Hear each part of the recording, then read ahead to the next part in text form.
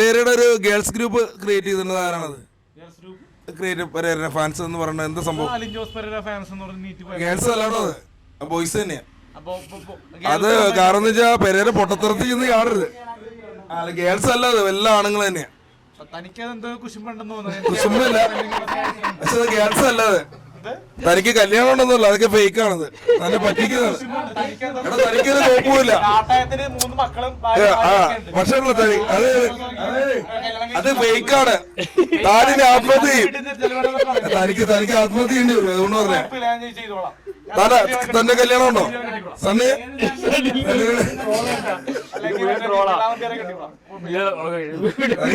Fake idea ആണ് അതൊക്കെ. ഞാൻ പറയുന്നത് തീർച്ചയായിട്ടും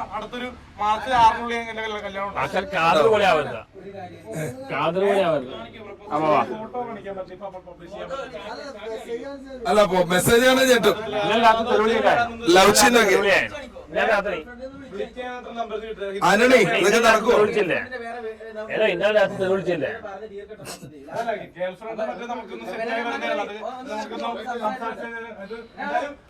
ആഴ്ചക്കുള്ള